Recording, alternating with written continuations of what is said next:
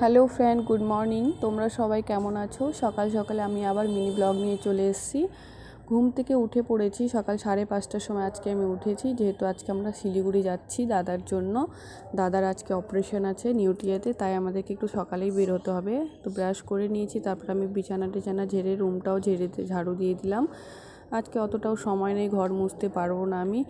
তো তারপরে আমি স্নানে ঢুকে গেছি, ঘরটা ঝাড় দিয়ে স্নানে ঢুকলাম। ছাদের ওপরে গিয়ে জামা কাপড়গুলো শুকিয়ে দিলাম।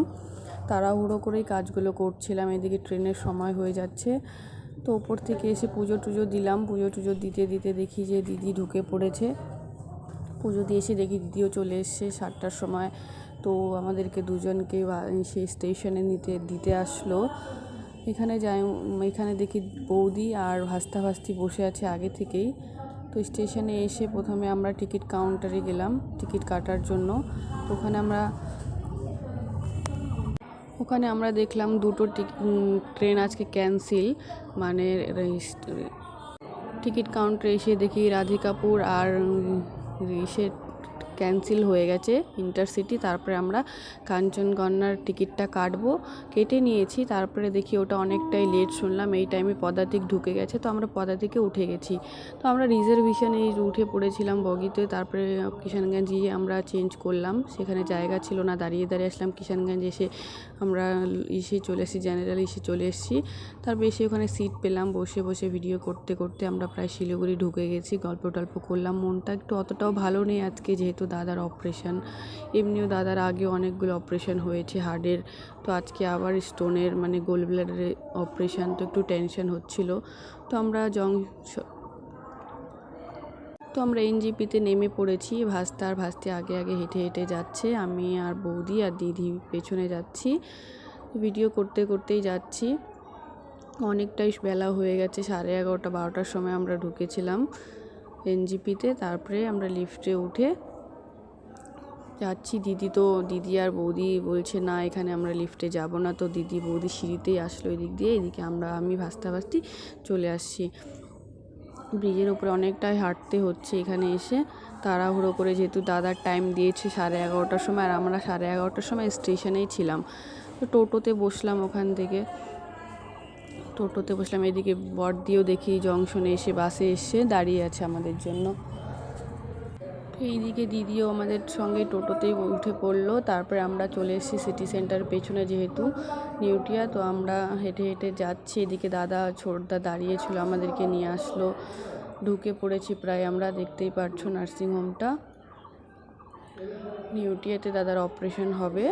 সময় ছিল 11:30 সকালবেলা। তো আমরা আস্তে আস্তে 12টা বেজে গেছে। ওই টাইমে দাদা ফোন করলো, রাস্তাতেই ছিলাম, বললো যে আমার অপারেশনের টাইম চেঞ্জ করে দিয়েছে, বিকেলবেলা হবে 4টার সময়। তো আমরা ঢুকে পড়লাম দাদার এখানে।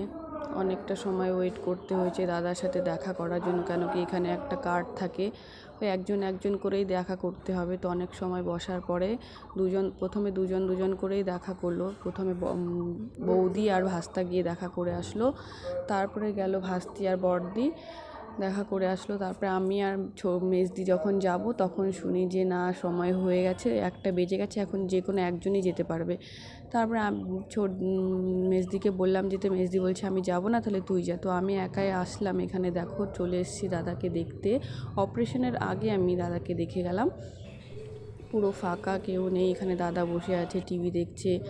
আর এদিকে ছোটদার জন্য আবার খাবার চলে এসছে। ওই টাইমে দাদা আমাকে বলছে তুই খাবারটা খেয়ে নে, না খেয়ে আছিস? আমি বলছি না।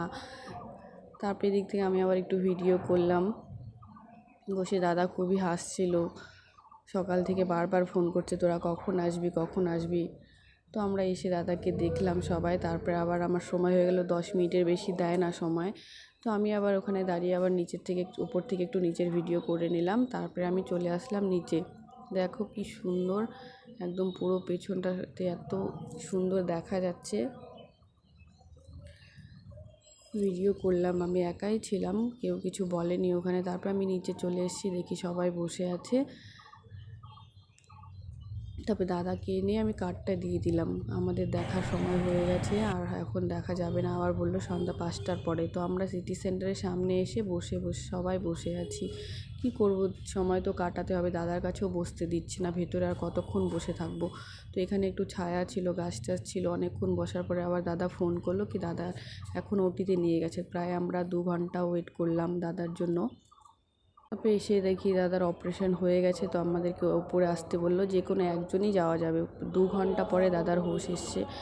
অনেকই টেনশনে ছিলাম, এদিকে খুব খারাপ লাগছিল। তো দাদার কাছে এসে দেখি দাদার অপারেশন হয়ে গেছে, দেখে খুবই কষ্ট লাগছিল, খুব ব্যথা হচ্ছিল। তো আমি প্রথমে গিয়ে দেখে আসলাম দাদাকে, তারপর দেখে আসলাম, এদিকে দিদিদেরকে বললাম, তো দিদিরা বলছে যাবো। তো এরপরে ভাস্তাই আর দিদি গেল দেখতে, ওরাও দেখে আসলো। এদিকে রাতও হয়ে যাচ্ছিলো, তো দাদাকে দেখে আসার পরে আমরা ওখান থেকে বেরিয়ে পড়লাম, একটু সিটি সেন্টারে ঢুকলাম, কিছু শপিং টপিং নিল ওরা। মনটা অতটাও ভালো ছিল না, দাদাকে দেখে ভীষণ কষ্ট হচ্ছিল। তারপর কিছু কিছু জিনিস নেওয়ার পরে আমরা অনেকটাই রাত হয়ে গেছে, এবার আমরা বেরিয়ে যাব এখান থেকে। তারপরে মোমো খেতে ইচ্ছা করছিল, তারপরে একটু মোমো খেলাম, খুব খিদে পেয়ে গেছিলো, সারাদিন প্রায় কিছুই খাওয়া হয়নি, দাদার টেনশনে। তো মোমো খেয়ে নিলাম, দিদি ওরাও খায়নি, শুধু আমি ভাস্তি 3 জনে মোমো খেলাম। আমার এতই খিদে পেয়েছিলো, আমি 2 প্লেট মোমো একাই খেয়েছি। তারপর আমরা ওখান থেকে বেরিয়ে পড়লাম টোটোতে, এনজেপিতে যেতে হবে, ট্রেন আছে। তো এনজেপিতে আমরা চলে এসেছি, খুব তাড়াহুড়ো, লেট হয়ে গেছে। তো ঢুকতে না ঢুকতেই দেখি ট্রেন চলে আসছে, অনেকটা টাইম লেটে ছাড়ছে। পদাতিকেই গিয়েছিলাম সকালবেলা, আবার আসার টাইমে পদাতিকে এসেছি, প্রচণ্ড ভিড়, বসার জায়গা নেই, দেখতেই পারছো সবাই এতটা দাঁড়িয়ে থাকতে। তারপরে লাস্টে সবাই নিচে বসে পড়ছে। এই বউটা এত পাশে বসে এত বকর করছে, মানে সারাদিন তো আমাদের টেনশন, তারপরে খাওয়া দাওয়া ঠিক হয় না, উনি এত বকছিল, দেখতেই পারছো বক তখন থেকে করে যাচ্ছে। আর ভালো লাগছে না ওনার বক শুনতে, সবারই মাথা ব্যথা করছিলো, একদম বসছে পাশে, মানে যেমন পানও চিবাচ্ছে তেমন মানুষের মাথাটাও চিবিয়ে নিয়েছে, একদম বলার মতো কিছুই নেই, এতটাই বক করছিল। তারপরে আমরা অনেকটাই রাত হয়ে গেছে, প্রায় 12টার সময় আমি ডালখোলাতে নামলাম আমরা। তো দেখি ও বাইক নিয়ে দাঁড়িয়ে আছে, টোটো নিয়ে, যেহেতু একটা বাইকে তো আর যাওয়া যাবে না, তো আমি আর ও বাইকে চলে আসলাম, ও আমাকে বাড়ি নিয়ে যাবে, আর বৌদিরা মানে দাদাদের বাড়ি যাবে, মেজদি ওরা। তো ভালো থেকো সবাই, আবার কালকে দেখা হবে, এটা আগামী